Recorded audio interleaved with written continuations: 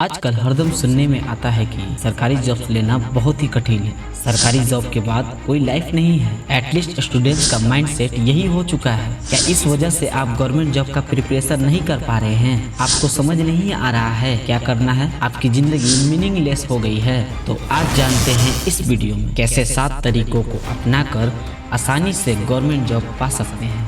इस वीडियो को आप देख रहे हैं तो गवर्नमेंट जॉब निकालने के लिए इच्छुक हैं। अगर आप गवर्नमेंट जॉब क्लियर कर लेते हो तो आपकी इज्जत बढ़ जाएगी, आपके माता पिता भी खुश होंगे, सपने पूरे होते हुए नजर आएंगे। क्या आप पढ़ाई पर ध्यान नहीं दे पाते हो?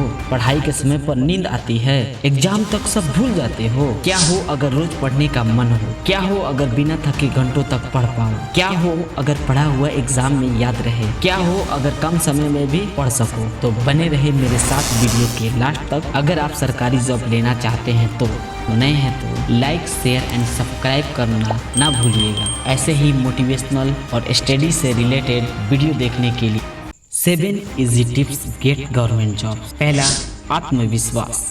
एक कहावत है कि आत्मविश्वास से दुनिया जीती जा सकती है। किसी भी नौकरी को पाने के लिए आपके अंदर यह आत्मविश्वास होना बहुत जरूरी है कि आप ये गवर्नमेंट जॉब निकाल सकते हो। आपको कल्पना करनी होगी ये एग्जाम पास कर चुका हूँ, एक बार भी फेल होने का विचार नहीं लाना होगा, क्योंकि विश्वास दुनिया की सबसे बड़ी शक्ति है। सुनने में आता है कि 50% युद्ध तो सिर्फ आत्मविश्वास से ही जीते जाते थे। दूसरा, बहाना बनाने की आदत छोड़ें। बहाना बनाना हर इंसान का सबसे बुरी आदत है। अगर उस कैटेगरी में आते हैं जो हमेशा सोचते हैं कि सुबह से पढ़ लूंगा, रात को पक्का पढ़ लूंगा, 1 तारीख को जरूर पढ़ूंगा, जब परीक्षा होगा तब दिन रात पढ़ूंगा, तो संभल जाइए, ये सब बहाने आपको आपके लक्ष्य से बहुत दूर ले जाएगी। अगर आपका माइंड ये बात जब सोचता है, आप उसे फौरन ही मना कर दीजिए। कुछ दिन बाद आपको बहाने आने बंद हो जाएंगे। लक्ष्य का निर्धारण करें। कई लोग तो तय ही नहीं कर पाते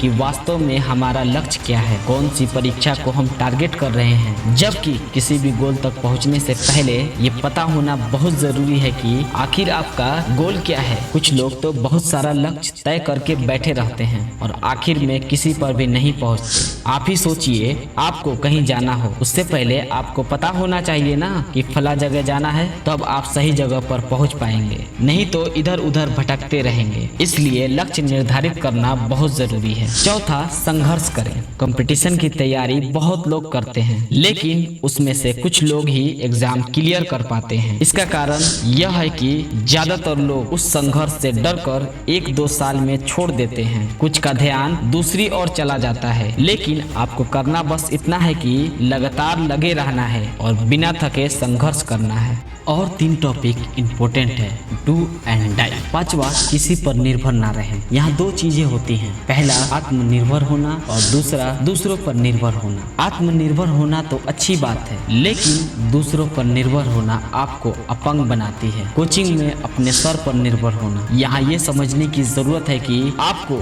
जो भी करना है खुद करना है। आप चाहे कितने भी अच्छे टीचर से क्यों ना पढ़ रहे हो, आपको खुद ही पढ़ना है। ये जितनी जल्दी समझ जाएं उतना ही अच्छा है। 6वां, जिद्दी बनो।